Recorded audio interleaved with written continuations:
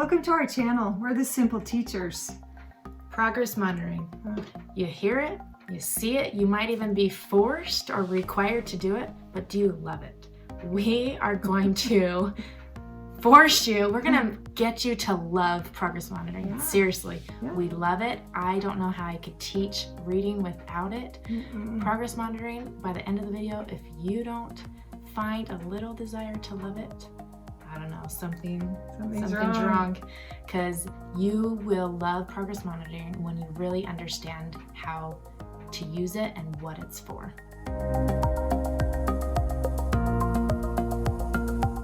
So progress monitoring, I call it poke the cake. So you bake a cake, you put it in the oven, you poke it to see if it's done. Progress monitoring, we don't actually poke our kids, it doesn't hurt them, but are they ready? Are they there? Are they getting there? Are they getting there? Are they getting done? It's poke the cake. So we're gonna teach you about poke the cake.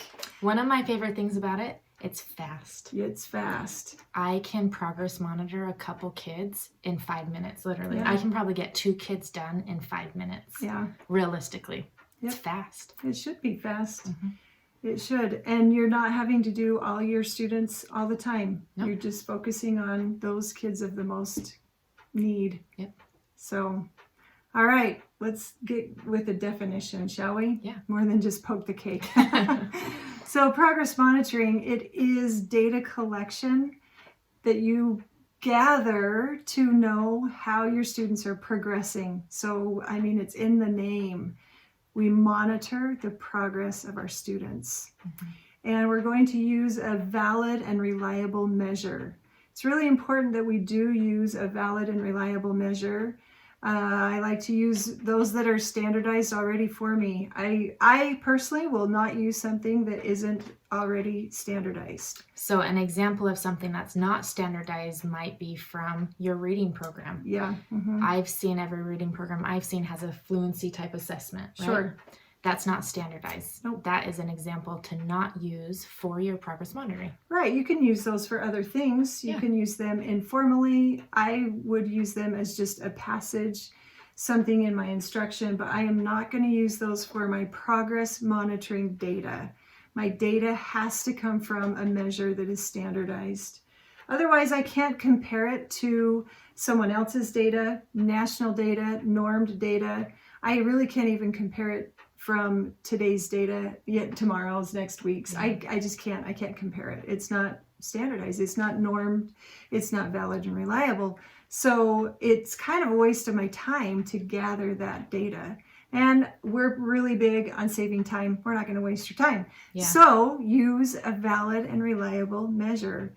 DIBELS is one of those. Ames Web, if you're not from our area of the nation, Ames Web is another one.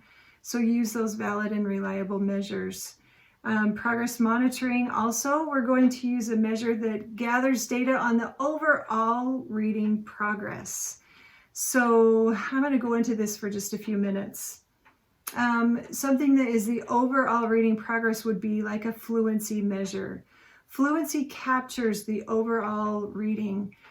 It tells us something about how they're able to decode words with accuracy.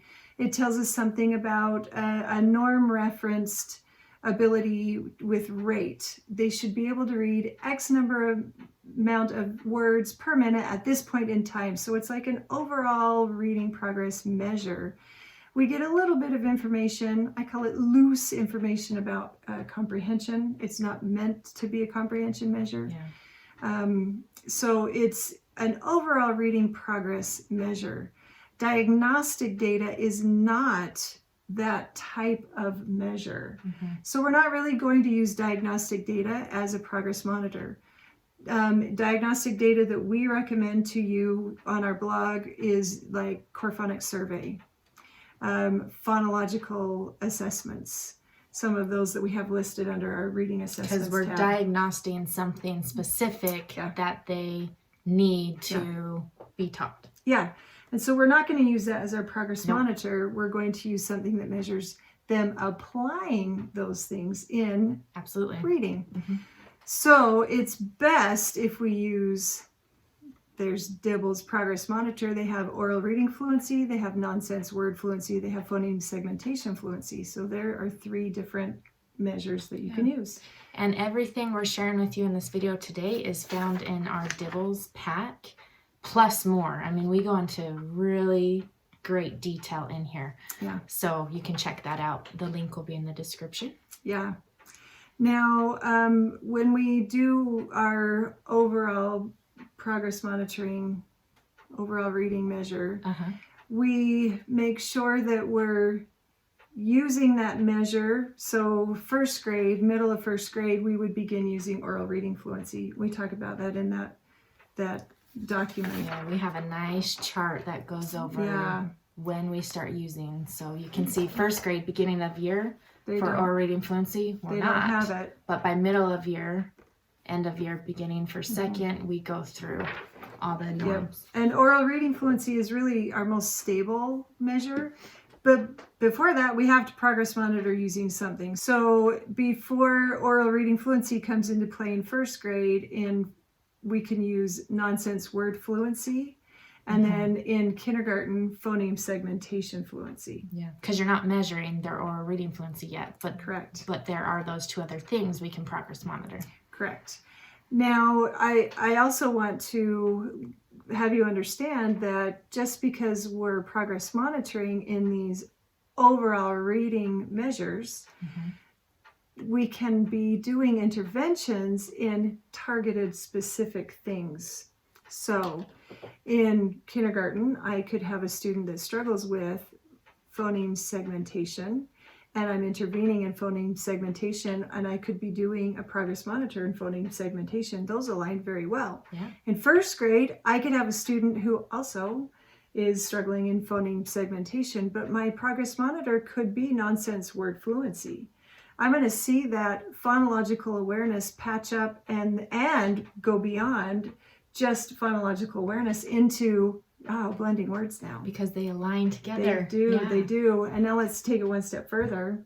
As we enter the middle of first grade, I could have a child who's having issues still with blending words. My intervention could be in word blending and blending in text. That's my intervention, but I'm going to progress monitor and oral reading fluency as soon as I can, because I'm going to see that blending and phonics issue patch up in my overall reading measure, oral reading fluency, as they're putting it and applying it in text reading. But real quick, we're doing a video about this soon, Yeah. but we wouldn't intervene with nonsense words. No. We intervene on something completely different. We don't practice reading nonsense words. Right. That is how we progress monitor. Right. So remember that, and we'll be doing a video about that Yes. later. We don't want to confuse our assessments with our instruction. Yes. We will definitely talk about that later. All right, so your intervention doesn't absolutely completely align with your progress monitor, because a progress monitor might be measuring the application of those things you're intervening on. Yes.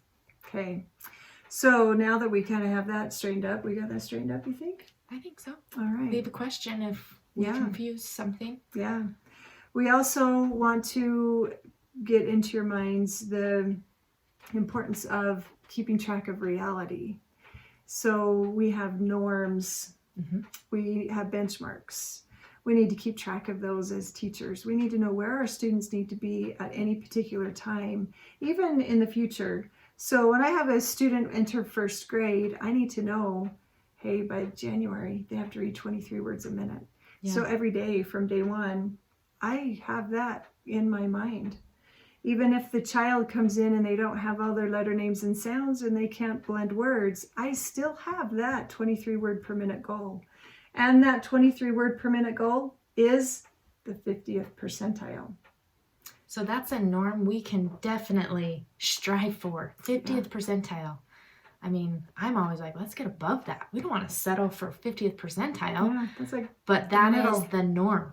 That's the norm. That's what those benchmark goals are set at. 50th percentile. It's not too hard.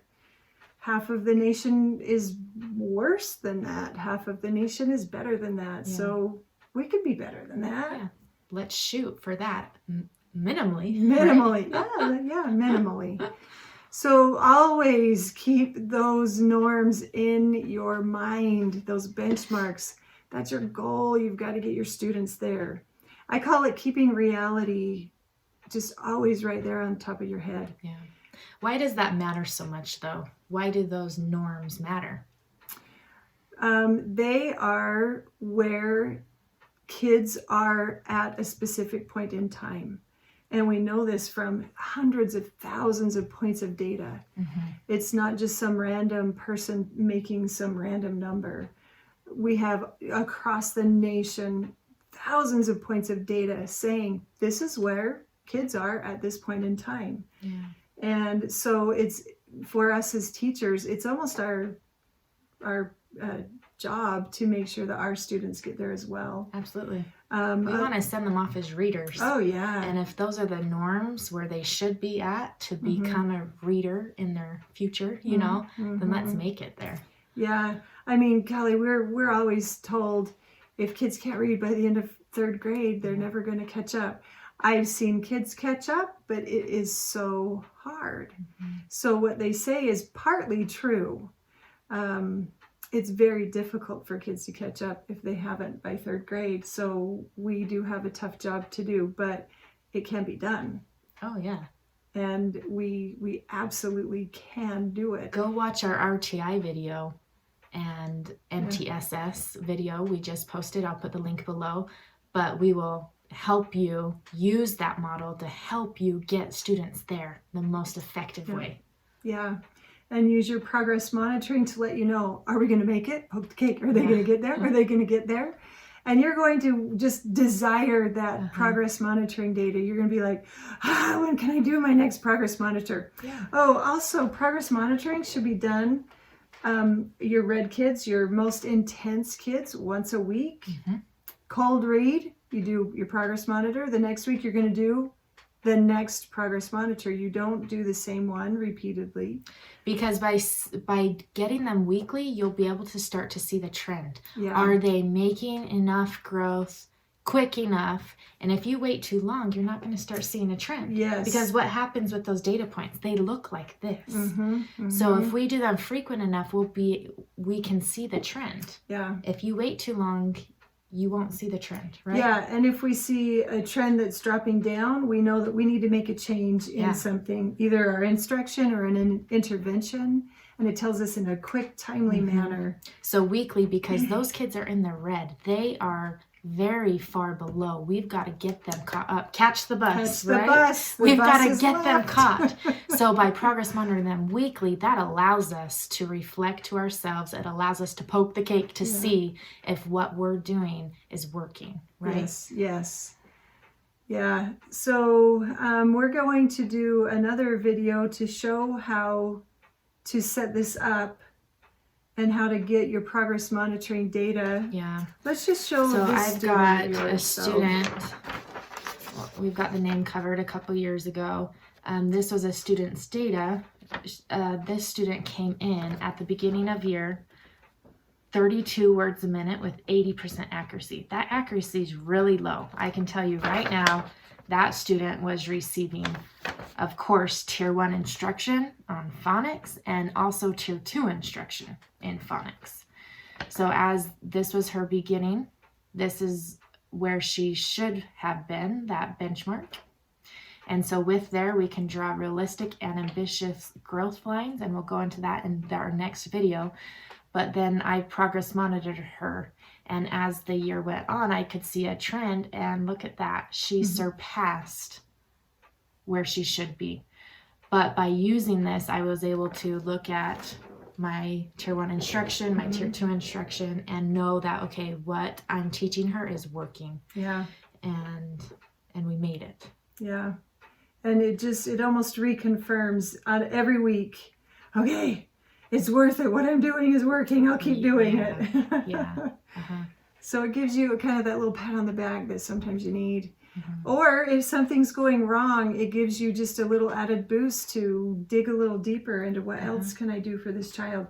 Go find some resources around your school. Have someone come in and watch that child and watch that child's day. I remember going into a lot of classrooms where I would just kind of follow a child and see how many minutes are they reading every day? What is their engagement like? Are they paying attention during the day? Yeah. You know, where are they sitting? And I would just watch that child to help give the Kind of teacher like have ideas. a timer, like how much time are they reading actually, or are they just sliding by? Yep. So have someone else come in and check things out for you and see what else you can think of to help that child if those progress monitoring data points are not going in the trajectory that they need to. Great suggestion. Yep. Well, we hope this video helped you to love progress monitoring. Just knowing why we use it and what it is can really help you to love it. It is an amazing assessment tool for us that guides our reading instruction, that helps us know if our instruction's working or not, and it helps us just with reality, knowing that they are or aren't at those benchmark norms. Yeah. And so make sure you watch our next video. We'll go into how to actually start using it, and we'll show you examples of getting a student set up to progress monitor. Well, make sure you like this video, subscribe to our channel, and share this with your teacher friends on any social media platform. We're on Instagram, Facebook, Pinterest. Follow us. Thank you. Simply Teach.